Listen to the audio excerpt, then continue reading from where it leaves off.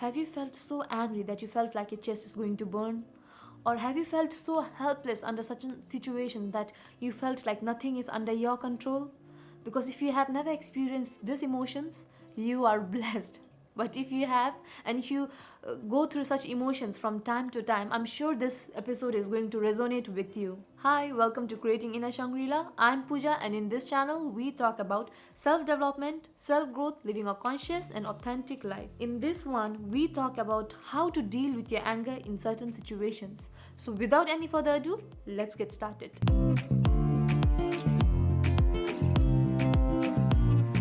Is it not funny that we read all that self-help books, binge our way through YouTube videos and podcasts to better our life? It is easy to promise a good mental health and well-being when everything around us is good and happy, when we don't face any sort of disturbances in our life. But what about those times when situations are hard and things are challenging? We often forget that we use most of the personal management skills for growth and productivity. But we forget that growth and productivity or growth is only found when situations get difficult, because we learn how to untangle that situation and get going from there, right? So using that skills especially is necessary when we are in a difficult or a challenging situation. That's when we need personal management. Managing our anger is one such situation, and we may know the principles and foundations to manage the anger, but what happens when we really come down to that situation? We allow ourselves to get the best of our anger, right? We like to respond to the anger and like shout and do whatever possible to respond to it, because we want that situation to get the best of us. And that's exactly what we were not trying to do, but that's what we end up doing anyway at the end. Well, I'm not proud to say this, but anger management is an issue which I also struggled with for a very long time in my life. Well, next time, if you see yourself turning into one red cherry tomato, here are 5 techniques to anger management that can help you. Firstly, take a breather. We often underestimate the powerful impact of one single deep breath. Next time you find yourself in an emotionally reactive situation, focus on your breath and take long deep breaths. Just focus on the rhythm of how you are breathing. You know what? This has a science behind it, because our breath is highly correlated with our mind. So when you shift your focus on your breath, it is distracting you subconsciously. It is shifting your attention and focus from that situation, that intense situation, to your breath, so that way you're able to make a much more sound decision, and you're not going to react or respond to that situation negatively. Remember the time when you were watching an intense fight show on a television? You felt those punches too, right? Because our mind is not able to differentiate those two. So taking deep breaths can really help you in distracting yourself. Secondly, delayed action or reaction. I'm sure you must have heard people say that we should never make big decisions when we are emotionally spiked, like happiness, joy, sadness, and most certainly anger. Sometimes when we are really angry, the two mechanisms which we use to let go of our anger is through action or reaction.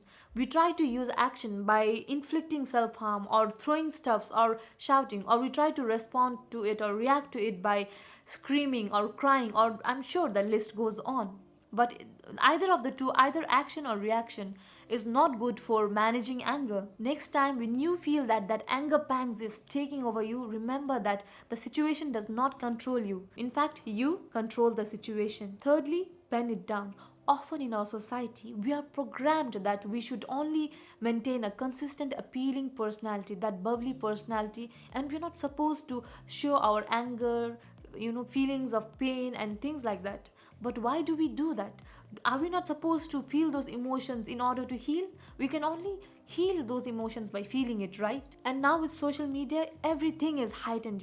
We see that everyone is happy. They are posting happy pictures, but we never know what the other person is going through. We never know what they're facing internally. Do you think you'll stop feeling hungry if you don't give yourself food?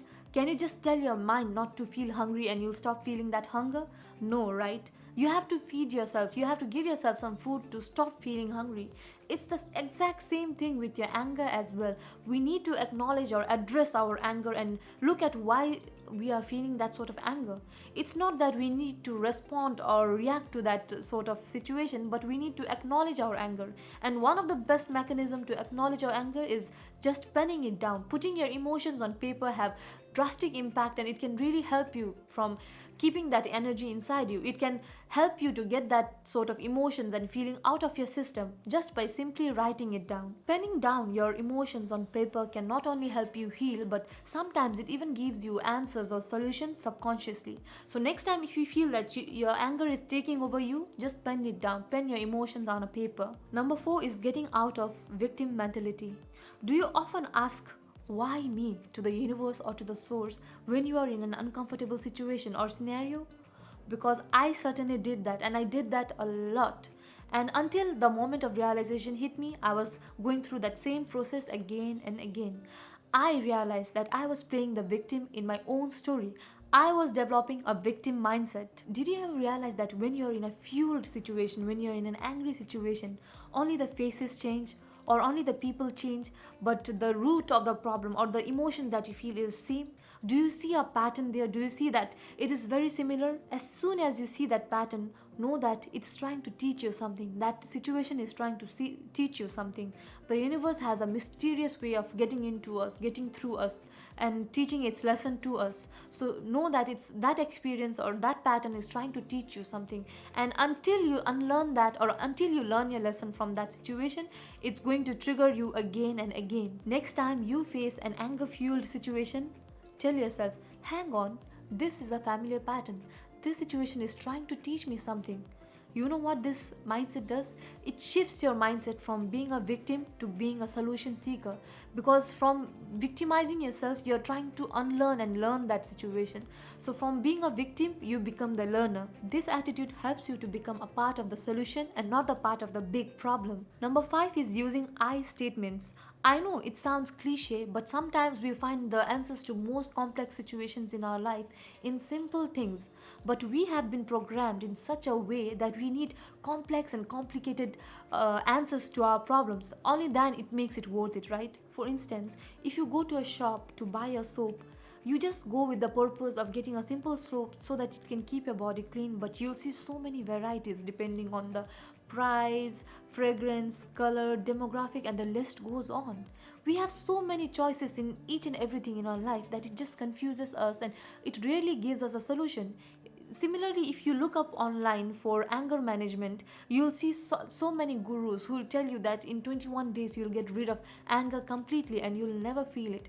But do you think that's true? It is not true at all, because emotions are a lifelong process, and it is something which comes in package with being a human. You are going to feel it, but you need to feel it, acknowledge it, and then heal it. We can only master ourselves with these emotions by trying to use holistic approaches which can help our essence, our soul in the long run, right? So using I statements can not only help you to deal with emotions of anger, but when you are sad or when you are lost in life, it can also help you then. Using I am affirmations is as simple as that. Hope these 5 ways will allow you to embrace your emotion of anger and help you to feel and nurture it to get out of it. Make sure you tell me your favorite technique for anger management in the comment section below, and do share this episode with someone you love and who can benefit from hearing this now. And until next time, much love, and please keep on creating your inner Shangri-La.